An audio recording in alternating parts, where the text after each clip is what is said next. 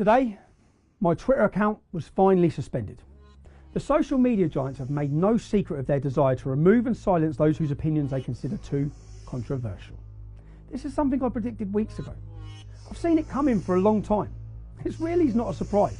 Our Home Office and our police commissioners, they brand my criticism of a violent and fascist ideology as extreme. Our Prime Minister talks about forcing social media platforms to comply with their heavily censored version of freedom of speech. While Sadiq Khan, he features in a video for LBC sneering at an ex-Muslim abuse victim for daring to broach the subject of crimes within the Muslim community.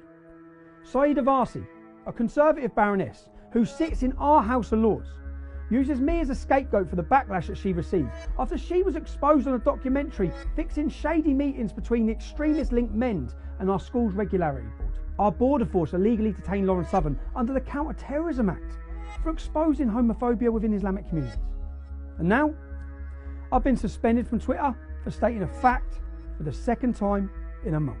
Except this time, my tweet was considered dangerous enough to remove me from the platform altogether, permanently. I sent one tweet that dared to mention the irrefutable black and white call to violence and murder in more than 100 verses of the Quran. Muslims can interpret those verses in many different ways, some more liberally than others. I didn't tweet that Muslims promote killing people. I said Islam does, because it does. There is no 7-day ban, no suspension or state censorship that can change 1400 years of documented history.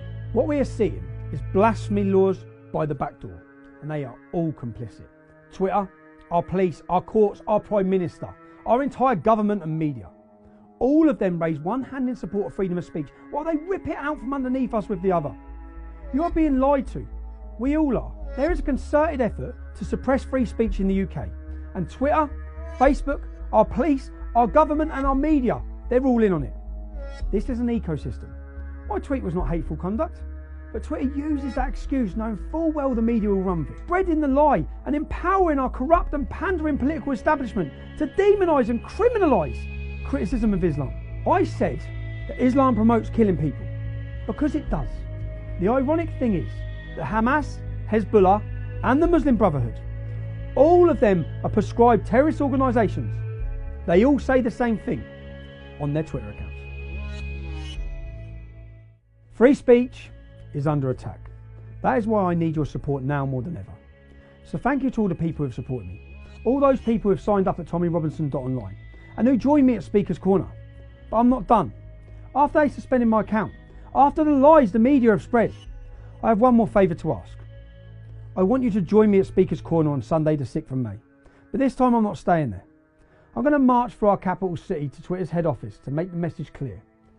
You cannot take away our right to speak. So for anyone who cares about freedom of speech, will you join me on the 6th of May?